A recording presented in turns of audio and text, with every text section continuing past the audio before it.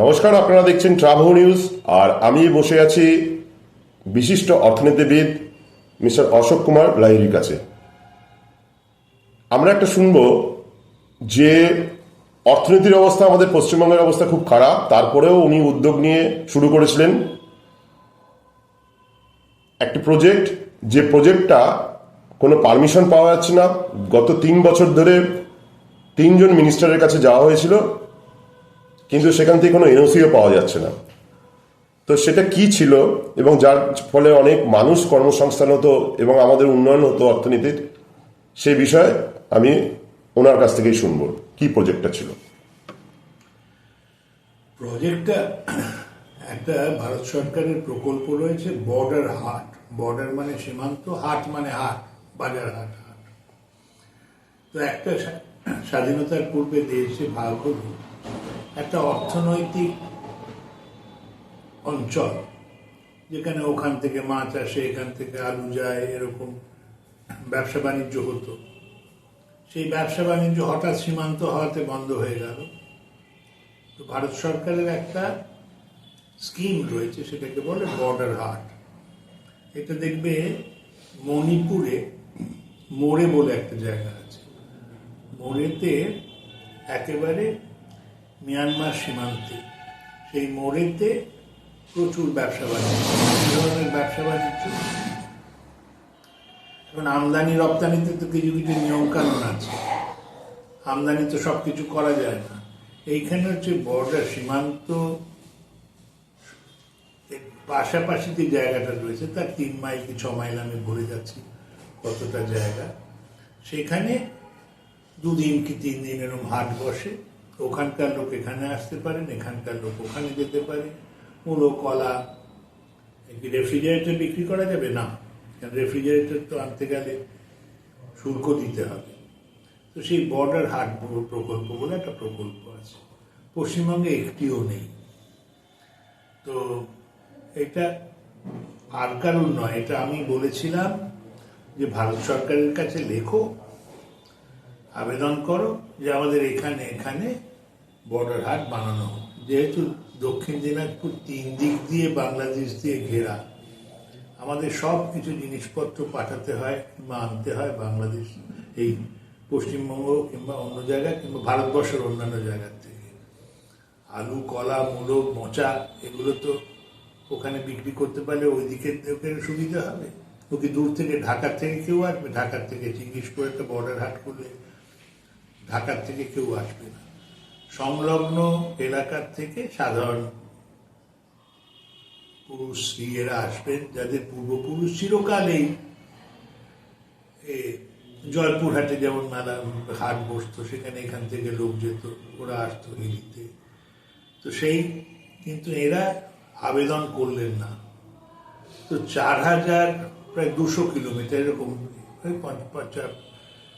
কিছু 10-20 কিলোমিটারের তফাৎ হতে পারে, এত লম্বা বাংলাদেশের সঙ্গে আমাদের সীমান্ত। সেখানে 10-12টা জায়গায় এরকম বর্ডার হাট করলে ওখানে স্থানীয় শিল্পে স্থানীয় লোকের সুবিধা হতো, কিন্তু সেই আবেদন এরা করলেন না। সেটি আমার দুঃখ। কত বছর ধরে এই আবেদনটা আটকে? এখানে এসেছি 2021-এ, তো 21 থেকে 3-4 বার করেছি। এবার একটা প্রশ্নটা আমার ছিল, আমরা যখন কলকাতা থেকে বেরিয়েছিলাম, হিলি বর্ডার বা বালুরঘাট সম্বন্ধে এরকম কথা শুনছিলাম আমাদের সাংবাদিক বন্ধুদের কাছে, 6টার পরে কারফিউ হয়ে যায়, তুই বেরোতে পারবি না, বা এখানকার বর্ডারে খুব খারাপ অবস্থা, বিভিন্ন বর্ডারে মালদা, মুর্শিদাবাদের মতো তুলনা করা হচ্ছিল হিলিতে। কিন্তু আমি কাল রাত 12টার সময় আমি গাড়ি নিয়ে ঘুরেছি এবং বর্ডার অঞ্চলেও গেলাম, তো আমার কোথাও মনে হয়নি এখানে নিরাপত্তা নেই। কলকাতায় বসে শুনছিলাম বিএসএফ নাকি টাকা দিয়ে অনুপ্রবেশ ঘটান, সবকিছু হয়। তো বালুরঘাটের সম্বন্ধে আমি একটু শুনতে চাইছি আপনার কাছ থেকে, এই শহরটার সম্বন্ধে। বালুরঘাট শহর এবং দক্ষিণ দিনাজপুর জেলা খুব সংস্কৃতি সম্পন্ন।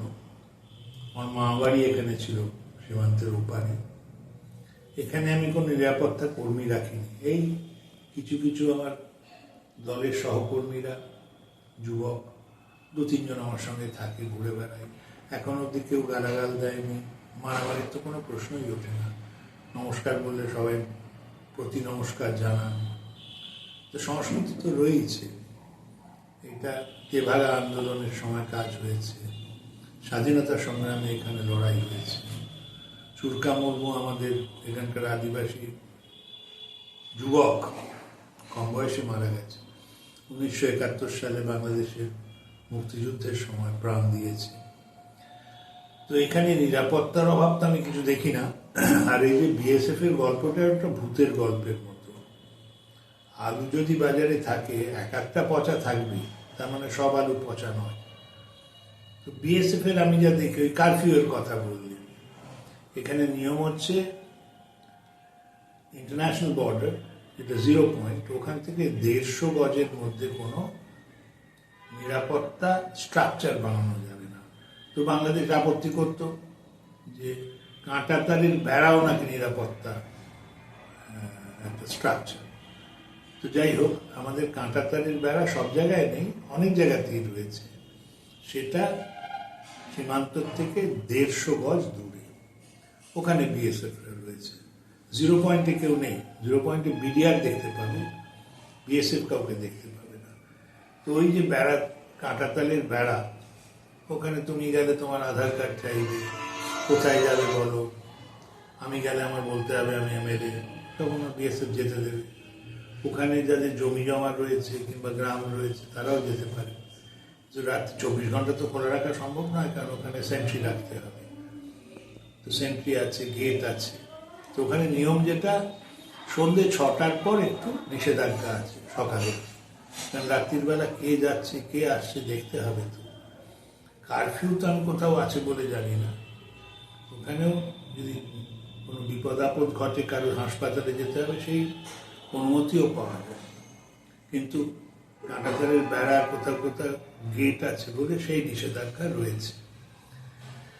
তো আর বিএসএফ এর সম্বন্ধে এই বক্তব্য যে পয়সা দিলেই যাওয়া যায়, তুমি যাওয়ার চেষ্টা করো তো একবার, মাল নিয়ে যাওয়ার চেষ্টা করো, হবে না। তার মানে কি আমি বলছি কোথাও কখনো কিছুই হয় না? তা না, একাত্ম তো গন্ডগোল হবেই। কিন্তু এরকম একটা মানে বিরাট ব্যাপকভাবে এই জিনিস হচ্ছে, এটা নিছক একটা প্রোপাগান্ডা, প্রচার, অপপ্রচার। আপনি একজন অর্থনীতিবিদ এবং বালুরঘাটের এমএলএ এবং একটি দলেরও কর্মকর্তা রয়েছেন। তো আর একটি যে পার্টি রয়েছে, যার অর্ধেকের বেশি জেলে ছিলেন এবং যারা জেল খেটে বেরোচ্ছেন এবং বীরের সম্বোধনা পাচ্ছে, যেটা দেখে সাধারণ মানুষের বিরক্তি আসে, মানে রাজনীতিবিদ বা অন্যদের যারা মন্ত্রী, ওদের প্রতি আসেই না, ইয়াং জেনারেশন আসেন না। এই ব্যাপারে যদি একটু কিছু বলেন। না, আমি লোকের নিন্দা গালাগাল দেই না। খুবই দুঃখজনক, যখন নেতারা জেলে চলে যান তখন যেটা হয়, মানুষের আস্থা কমে যায়। মানুষ অনেক আশা ভরসা নিয়ে আমাদের ভোট দেয় যে তোমরা যাও, তোমরা বিধায়ক হও, তোমার দল জিততে তোমরা মন্ত্রী শান্তি হবে। আমরা যদি নিজের লোককেই ছুরি মারি, তো খুবই দুঃখের।